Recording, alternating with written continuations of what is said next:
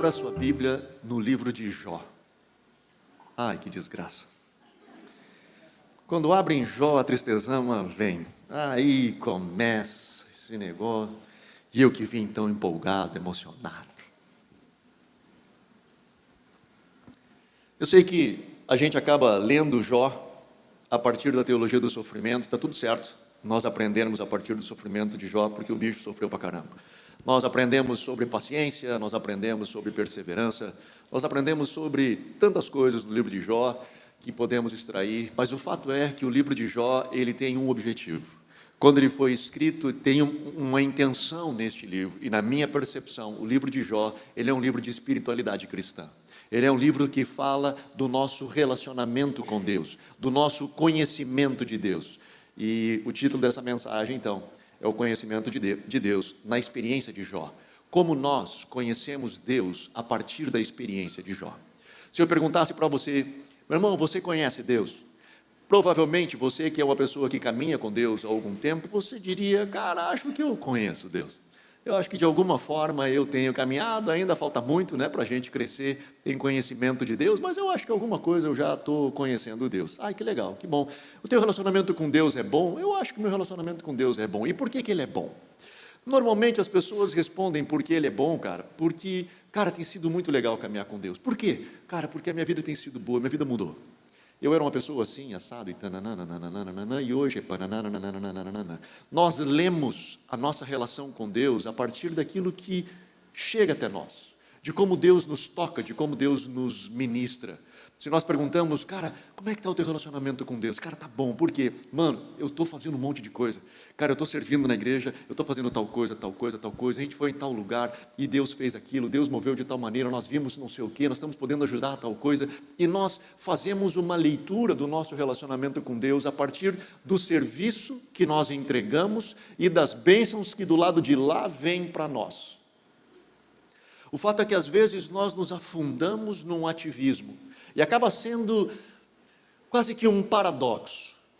Por um lado, nós temos um ativismo impressionante nesta geração, e do outro lado, nós temos um vazio exponencial.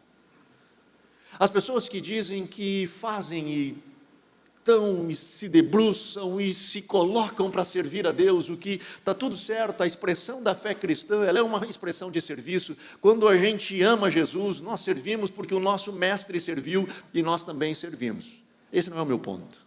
O meu ponto é quando nós conectamos a nossa relação com Deus a partir do serviço.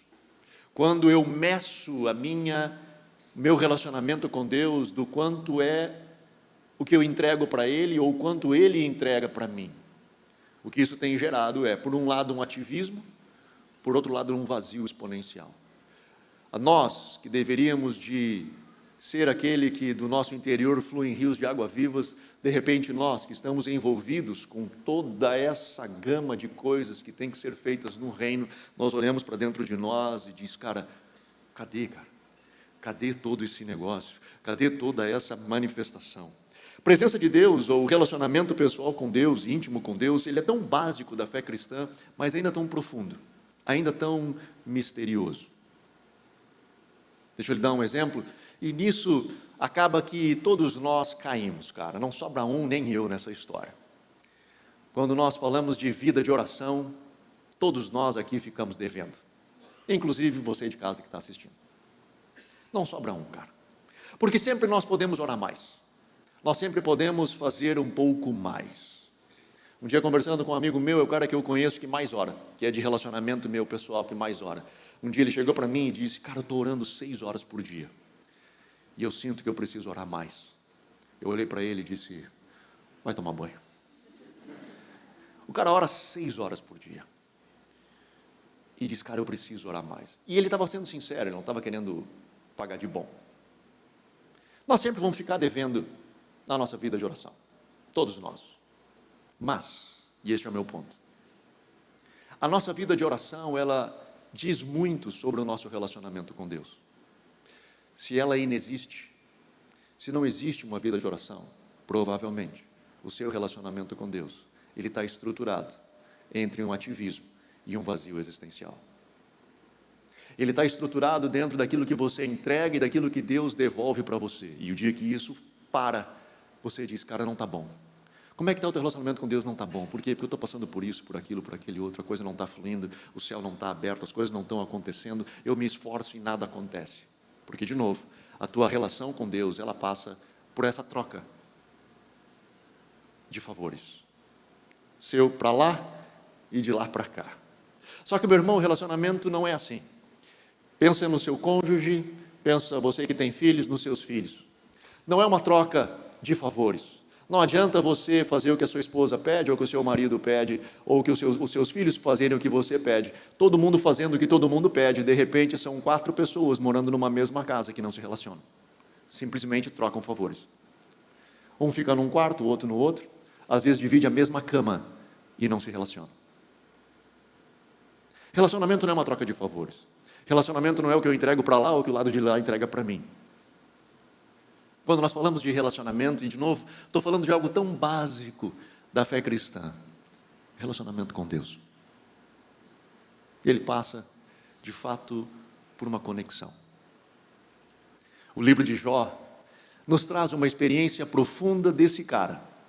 O livro mais antigo da Bíblia, provavelmente escrito por Moisés, que conta a história de um cara, Jó, na sua jornada de fé, que vai 40 e tantos capítulos, descrevendo a sua história. Alguns dizem que Jó não existiu, que é uma história que nos traz princípios bíblicos, valores da fé. Outros já dizem que sim, que Jó existiu e que é uma história real. Independente disso, ela está na nossa palavra, na Bíblia, e traz para nós princípios profundos de relacionamento com Deus. E no capítulo 1, tem a história famosa do livro de Jó, que é um papo de Deus com Satanás. E ele inicia assim, no verso 6 do capítulo 1, diz assim: certo dia, os filhos de Deus vieram apresentar-se perante o Senhor. E veio também Satanás entre eles. E disse o Senhor a Satanás: de onde vens? E respondeu Satanás ao Senhor: de rodear a terra e passear por ela. Então disse o Senhor a Satanás: observaste o meu servo Jó, não há ninguém na terra semelhante a ele, homem íntegro, reto, temente a Deus e que se desvia do mal. Cara, esse papo é muito legal, porque está Deus, não sabe-se como, mas está Deus e de repente o cão chega lá. E o diabo invade a área de Deus e Deus chega para ele e diz: ô, tu aí, vem cá, tu estava onde? Eu estava dando um rolê na terra. Top. Tu viu Jó? O bicho é fera, tu viu ele? É um homem reto, íntegro, temente a Deus e que se desvia do mal. Deus, ele meio que deu uma chegadinha no cão, sabe? Tipo assim, tu viu o cara, mano? Eu tenho uma galera que me curte.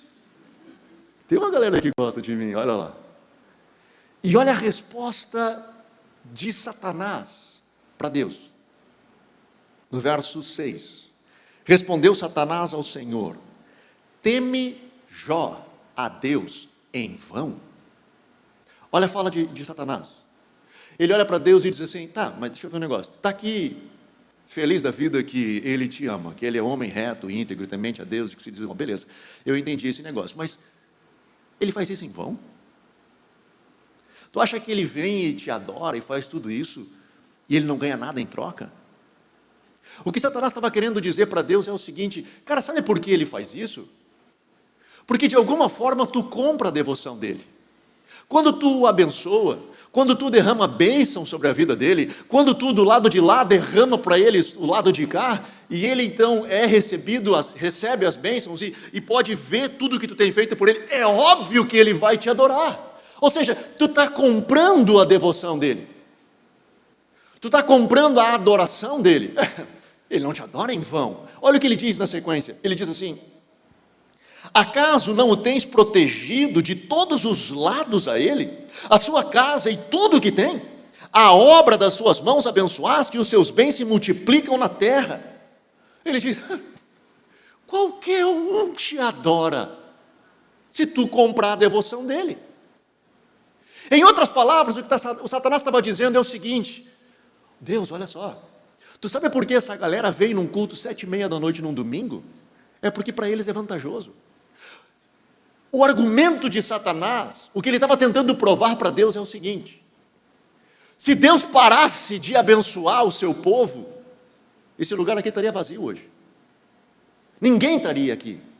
Este era o ponto de Satanás, tentando provar para Deus: ele te adora, mas não é em vão. Tu o abençoa, tu o faz prosperar, tu derrama um monte de coisa, cuida da sua casa, prospera os seus bens. É óbvio que ele vai te adorar. Agora, e Satanás faz uma proposta: toca nele. E olha o que ele diz: mas estende a tua mão, verso 11, e toca-lhe em tudo o que tem, e ele certamente blasfemará de ti na tua face. Ele vai blasfemar na tua cara, Deus, se tu tocar e parar de abençoar. Ele vai virar as costas para ti. Verso 12, disse o Senhor a Satanás: muito bem, tudo o que ele tem está no teu poder, mas somente contra ele não estendas a mão. Então Satanás saiu da presença do Senhor. Você conhece a história. A vida de Jó, ela vinha numa crescente, e ele vinha crescendo, a vida econômica, financeira, a família, tudo funcionando. De repente, do nada, ele está aqui e ele despenca. Bum! Acaba tudo. De repente os negócios param, a empresa fecha, os clientes somem. Vem alguém correndo dizendo: teus filhos faleceram, morreram todos. Não sobrou nada. Você imagina um dia onde tudo o que podia acontecer de errado acontece na vida de Jó. O argumento de Satanás, quando isso acontecer, ele vai blasfemar na tua cara, porque ele só te serve porque tu o abençoou. O dia que parar de vir do lado de lá presentes para o lado de cá, acabou. Jó, diante dessa situação, verso 20 do capítulo 1 diz: então Jó se levantou, rasgou o seu manto, rapou sua cabeça, lançou-se em terra e adorou. E disse: nu saí do ventre da minha mãe, e nu tornarei para lá. O Senhor deu, o Senhor tomou. Bendito seja o nome do Senhor. O que Jó disse é o seguinte: cara, eu não cheguei aqui por mim. Eu cheguei aqui consciente de que eu só cheguei aqui porque Deus foi gracioso comigo. Eu estava lá, e Deus me pegou pela mão e veio me trazendo até aqui, foi Deus que me deu, e se agora Deus tomou, e eu, caí aqui embaixo, eu saí nu, nasci nu da minha mãe, e nu volto, eu não tenho problema com isso. Louvado seja o nome do Senhor. Cara, a gente que está lendo a história, é massa. Pobre do Jó, cara, que não entendeu nada do que aconteceu com ele. Nós estamos acompanhando o discurso, nós estamos acompanhando o diálogo de Deus. Jó não entendeu nada. Simplesmente uma desgraça aconteceu na vida dele no momento. Volta para o céu. Satanás vai visitar de novo. Ele nem insiste, bicho. Ele visita o trono. E quando ele visita o trono, Deus de novo dá uma apertada nele. E chega para ele e diz assim, no verso 3 do capítulo 2. Então o Senhor disse a Satanás: observaste meu servo Jó. Não há ninguém na terra semelhante a ele, homem íntegro e reto, que teme a Deus e se desvia do mal. Ele ainda conserva a sua integridade. Embora me incitastes contra ele para o consumir sem causa. E olha o que Satanás diz. Respondeu Satanás ao Senhor: pele por pele. Tudo que o homem tem dará pela sua vida. Mas estende a tua mão e toca-lhe nos ossos e na carne, e ele certamente blasfemará de ti na tua face. E disse o Senhor a Satanás: pois bem, este está em teu poder, mas poupa-lhe a vida. De novo está Satanás diante de Deus, e Deus diz: o que tu achou agora? O bicho foi bem, não foi bem? Nossa, cara, tu arrebentou com ele e o bicho continua íntegro. Ele não mudou nada. E Satanás diz: tá bom, nessa aí ele me ganhou, mas me permita tocar no seu corpo, me permita colocar nele enfermidade, porque ninguém que tem enfermidade no seu corpo, quando a sua vida está em risco, ele não vai permanecer. Ninguém faz isso. Deixa eu tocar nele. Tá bom? Tu quer tocar na saúde dele? Toca. Não tira a vida dele, mas toca.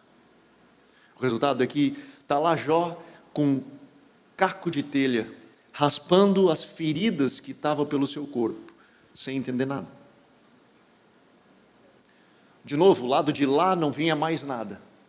Até o dia anterior, ou 2 dias antes, ele estava aqui. Agora, cara, ele está arrebentado. E ele está naquela situação, sem entender, cara, o porquê eu estou passando o que estou passando. Nós facilmente fazemos o que a gente chama da teologia da retribuição. A gente constrói um senso, ou um conceito de causa e efeito. Se eu fizer tudo certo, Deus me abençoa. Se eu for justo, eu tenho a bênção de Deus. Aos justos o Senhor abençoa, aos ímpios o Senhor amaldiçoa. Nós temos um conceito, criamos este conceito da retribuição. Se eu fizer tudo certo, Deus vai me abençoar. Se alguma coisa aconteceu de errado na minha vida, é porque alguma coisa má aquela pessoa deve ter feito.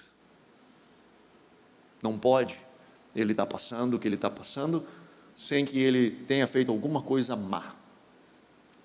O fato é que dor, sofrimento e morte não podem ser configurados dentro de um conceito de causa e efeito.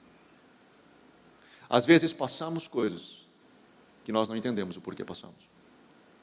Às vezes sofremos situações que, cara, nós não sabemos o porquê nós estamos padecendo o que nós estamos padecendo. Jó é um exemplo disso. Só que a esposa de Jó, cara, tinha essa mentalidade da retribuição.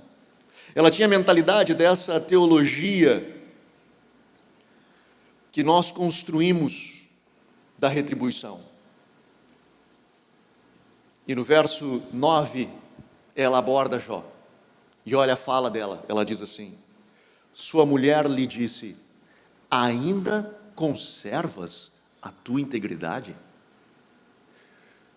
Não faz sentido tu continuar sendo íntegro. Quando acabou tudo, nós perdemos empresa, nós perdemos filhos, nós perdemos casa, tu continuou íntegro. Agora tu está aí moribundo, sofrendo de uma enfermidade, tu continua íntegro. Não faz sentido tu continuar íntegro. Não tem porquê. E aí ela complementa, ela diz: amaldiçoa teu Deus e morre. Para de sofrer, amaldiçoa esse Deus e morre. O que essa mulher estava dizendo, ela estava concordando com Satanás. Você só está aqui porque é lucrativo para você. Você só frequenta um culto evangélico, assiste uma mensagem, lê a sua Bíblia e ora, porque lá no fundo você acredita que isso vai lhe abençoar de alguma maneira. E por isso você o faz. Esse era o argumento de Satanás. E era o que a esposa de Jó estava dizendo. Não era a vida de Jó. Não era a experiência de Jó. A resposta de Jó para sua esposa foi: como fala qualquer doida. Tu fala como uma louca. Tu não tem noção do que tu está dizendo. Tu fala como louca. E ele diz: receberemos o bem de Deus e não receberemos o mal? Em tudo isso, não pecou Jó com os seus lábios.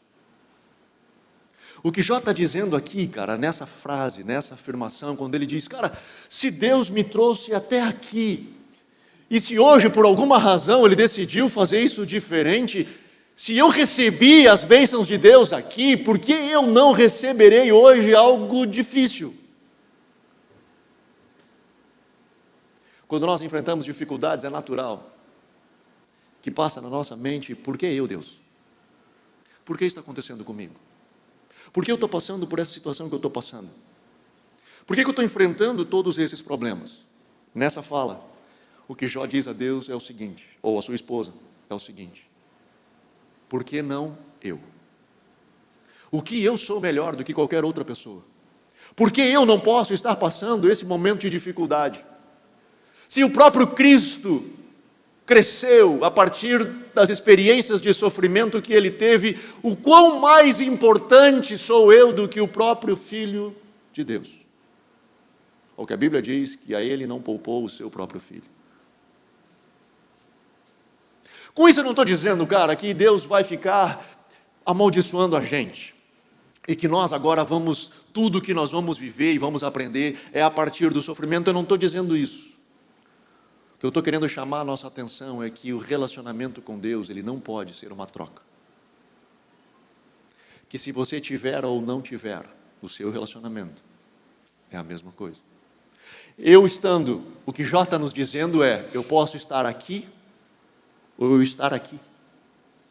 Deus não deixou de ser Deus. Deus não mudou. Se Ele me abençoou, Ele decidiu não me abençoar. Deus é um bom pai. Ele ama dar presentes. Eu contei um tempão atrás essa história aqui, mas eu aprendi isso, ou vivi isso com os meus filhos. Quando eles eram pequenos e eu viajava, eu sempre trazia presente. Hoje eu parei, que cresceram, não precisa mais. Mas, graças a Deus. Mas eles pedem outras coisas agora. Mas agora eu vou para o neto, né? Agora eu vou trazer. Eu vou virar babão de novo. Mas quando eles eram pequenos e eu viajava, eu tinha o prazer, cara, de comprar coisa para eles. Para mim era prazeroso eu comprar coisas. E eu não sou muito de comprar presente, mas para eles eu amava comprar presente. Então eu sempre trazia presente e eu já sabia. Eu não podia colocar na mala que eu despachava, tinha que trazer na mala de mão, porque era eu sair do aeroporto e já estava: cadê o presente, cadê o presente, cadê o presente? E aí eu dava, e cara, era aquela alegria, eles vinham brincando com o troço dentro do carro, até em casa, era lindo, sempre foi muito legal. E eu sempre tinha um prazer e trazia, até que um dia eu comecei a me incomodar com isso. Porque, cara, eu vinha cheio de saudade deles. E eles me viam que nem Papai Noel. Eles estavam: cadê o presente? E um dia eu comentei com a Miriam isso, cara, eu disse: pá, Miriam, eu estou ficando chateado. Porque eu estou feliz de dar presente, eu fico feliz que eles ficam felizes com o meu presente, mas eu quero eles, cara, eu tenho saudade deles. Comentei com ela assim e passou. Uma viagem que eu fiz, veio a próxima viagem, comprei os presentes, trouxe na mão, porque eu sabia que eles iam pedir. Saí do avião, peguei as minhas coisas, saí do aeroporto, quando saí lá na rua, estavam os dois ali. Vieram, me abraçaram, me beijaram: que saudade, pai, e não falaram nada. Eu estranhei aquilo. Eu pensei: a Mira deve ter falado alguma coisa. Pensei. Dei 3 passos. A Isabel disse: eu não aguento mais. Cadê o meu presente? 3 passos. O Tim, que estava do lado, falou: eu não falei nada, se der qualquer problema aí, é com ela ali, eu garanti o meu, o combinado eu fiz.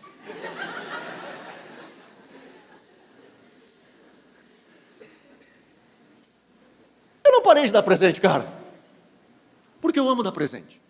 Eu sou pai, e sou mau ainda, a Bíblia diz. E eu sei fazer coisa boa para os meus filhos, quanto mais o nosso pai. Mas mais do que dar presente para a gente, cara, Ele quer o nosso coração. Ele quer estar conosco. Ele quer relacionamento. Só que, de novo, nós construímos essa teologia da retribuição, do causa e efeito. E aí, então, fazemos isso, tá bom. Se eu fiz tudo certo, não tenho porquê eu estar padecendo o que eu estou padecendo. Às vezes, na maioria das vezes, simplesmente nós estamos passando um momento difícil. E nesse momento difícil, como o Rafa falou há uns dias atrás na pregação dele sobre abraçarmos o deserto e conseguirmos encontrar vida num ambiente deserto, é ali, cara, que a gente vê céu aberto. é ali que nós nos conhecemos e conhecemos a Deus. E aí, Jó enfrenta o que eu falei para vocês num dos pontos na semana passada, na mensagem da mulher sunamita, da mãe Sirofenícia, e que foi o silêncio. Jó enfrenta o silêncio de Deus. De novo, nós lendo o texto sabemos o que está acontecendo. O pobre do Jó está sem entender nada, cara. E ele está naquela luta dele. No capítulo 3, logo depois, ele amaldiçoou o dia que nasceu. Ele diz, cara, deve ter sido um erro meu nascimento. Não pode eu estar padecendo tudo que eu estou padecendo. Não faz sentido. Mas, de novo, em nenhuma dessas coisas ele amaldiçoa Deus. Em nenhuma dessas coisas ele culpa Deus. Só que ele vai, do capítulo 3, no silêncio de Deus, até o capítulo 38. São vários capítulos. E nesses capítulos, todos, ele vai tentando entender o que está acontecendo. E do lado de lá não tem resposta. Não vem Deus dizer, calma, segura tua onda, eu estou contigo. Nada. Deus não fala nada. E nesse processo de Deus não fala nada, ele começa a tentar entender. E uma das coisas que ele começa a pensar é, cara, mas os ímpios prosperam.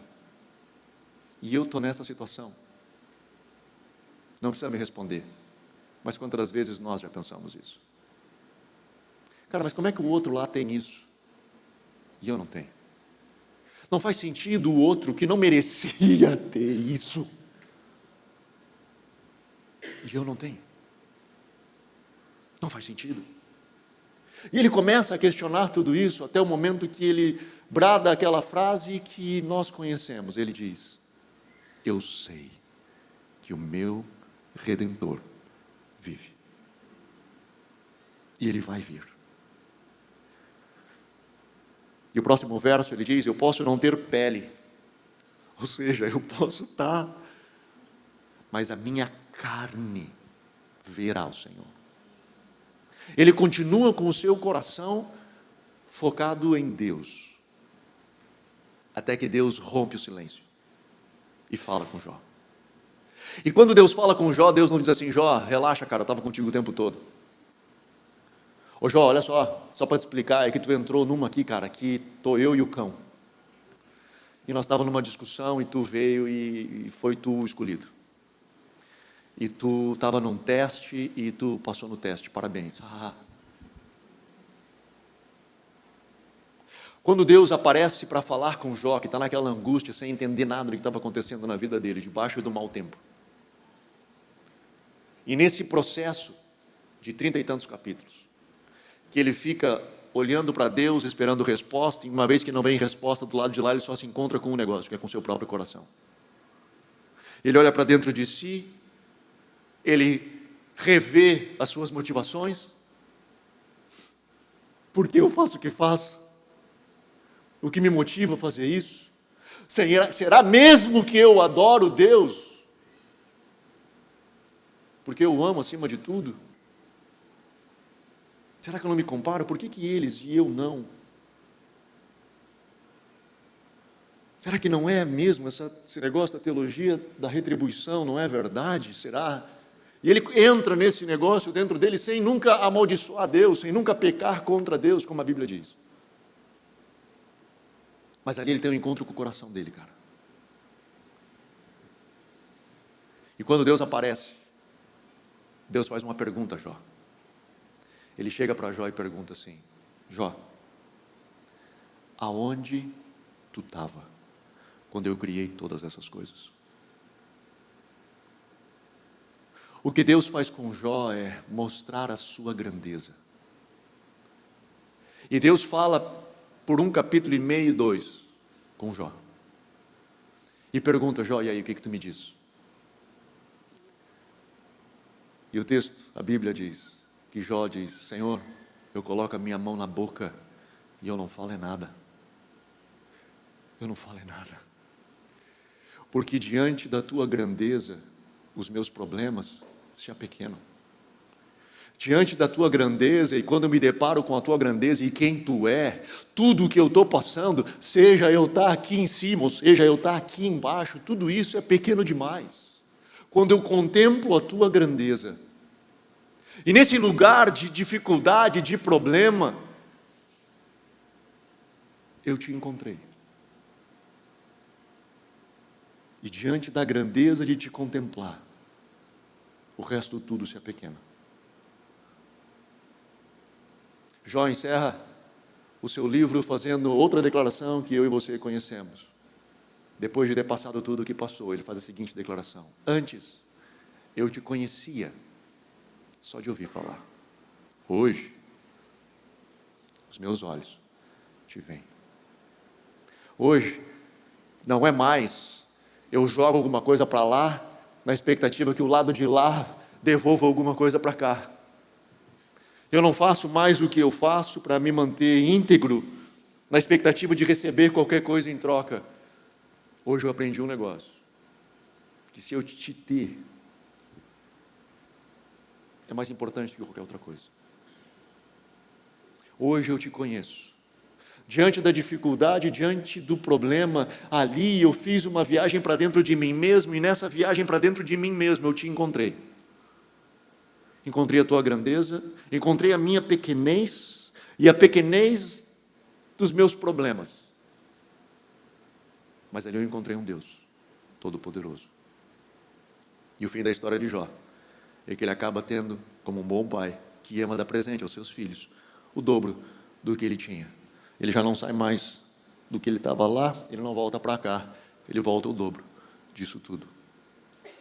Só que agora para Jó, não interessa se eu estou aqui, ou se eu estou lá. O que importa é que eu o conheça. O que importa é que eu esteja com ele.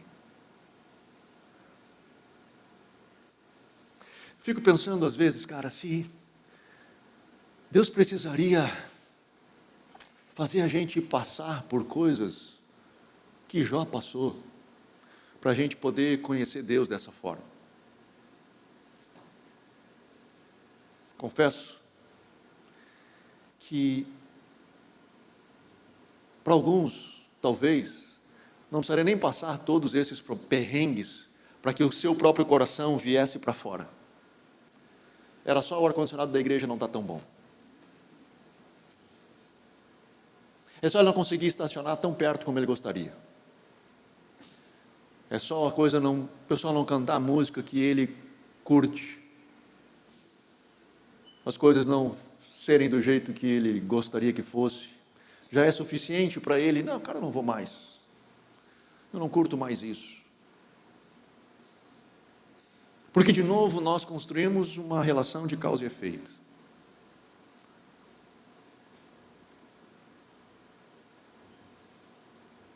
Mas eu fico pensando, se não tivesse nada, cara, se não tivesse ar, se não tivesse som, telão, iluminação, e tudo isso, cara, como seria a percepção das pessoas na sua relação de fé?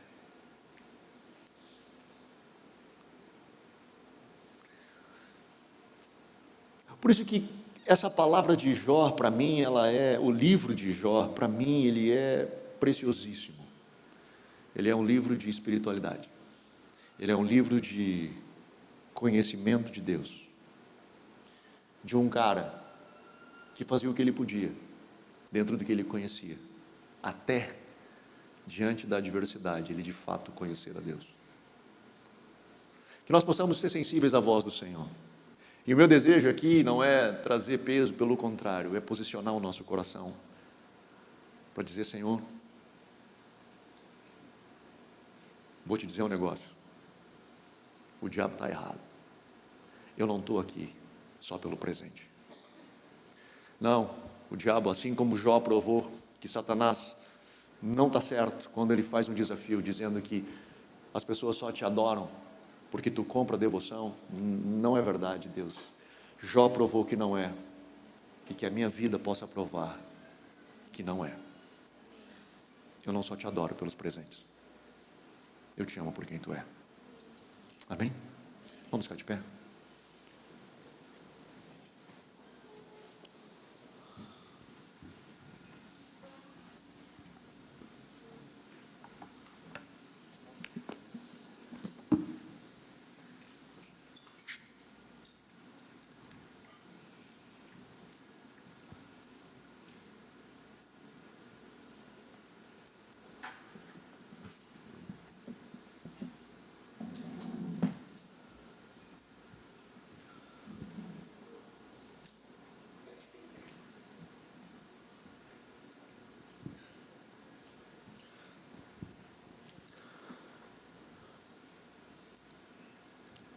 como diz o texto de Oséias, que conheçamos e prossigamos em conhecer ao Senhor. Que o conheçamos. E cão, cala a boca, velho. A gente está aqui porque o ama. A gente está aqui porque o ama.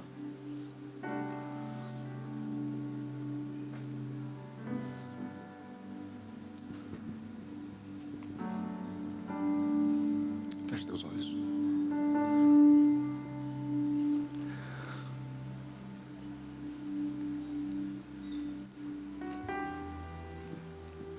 Se achegue diante do teu Deus.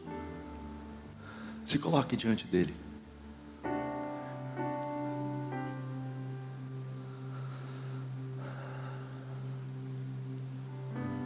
Aleluia.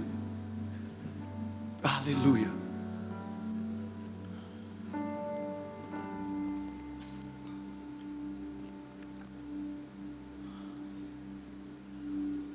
Dor, sofrimento e morte não se enquadram nessa equação de causa e efeito.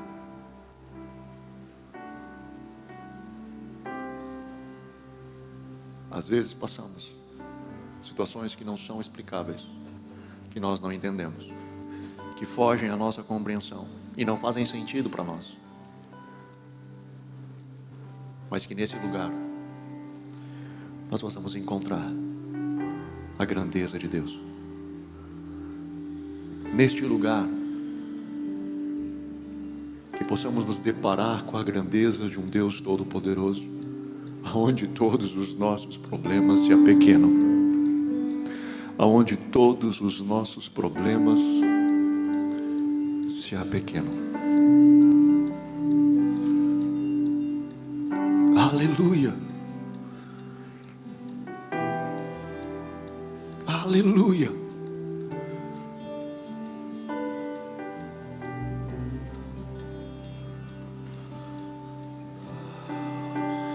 Tudo que eu tenho é teu, Cristo.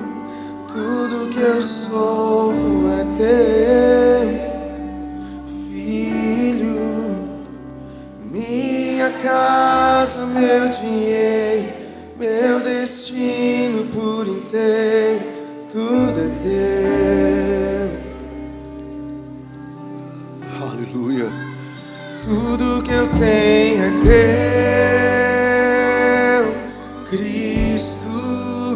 Tudo que eu sou é teu, Filho. Minha casa, meu dinheiro, meu destino por inteiro, tudo é teu. Aleluia. Eu quero orar com você. Eu gostaria de abrir um espaço, caso você queira sair do seu lugar, vir aqui à frente, para nós estejamos orando juntos, para que estejamos buscando ao Senhor juntos. Nós temos uma equipe de pessoas para estar também orando por você e ajudando você a centrar o seu coração nesse desafio, nesse momento de nós colocarmos o nosso coração no lugar certo e poder corresponder com o Senhor. Se você quiser, sai do seu lugar, vem aqui à frente. Nós vamos estar orando em nome de Jesus. Aleluia. Aleluia.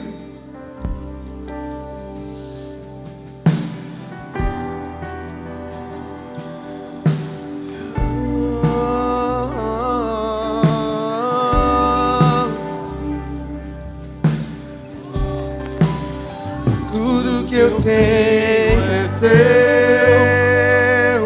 Cristo. Tudo que eu sou é teu, Filho.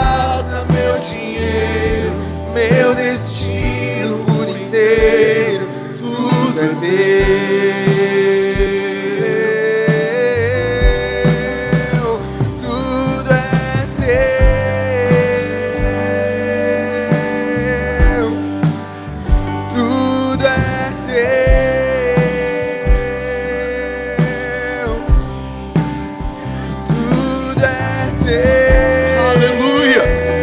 Aleluia. Senhor, a nossa vida está nas tuas mãos. Aleluia.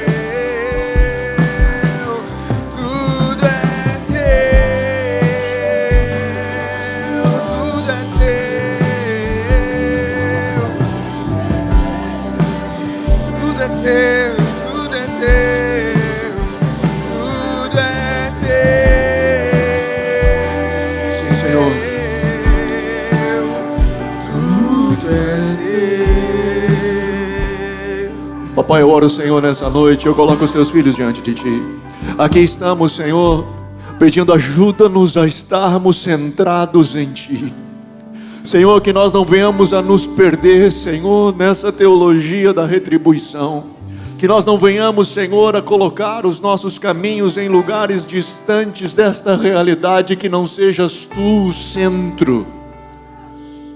Papai, que nós não venhamos a trocar a nossa relação contigo por um processo de barganha, de troca, de benesses, mas que os nossos olhos estejam em Ti. Ajuda-nos, Senhor, a estarmos centrados em Ti. E, Senhor, neste momento que hoje estamos vivendo, que possamos levantar os nossos olhos aos céus. E se porventura ainda no silêncio estamos, Senhor, que possamos como Jó nos manter fiéis até o fim.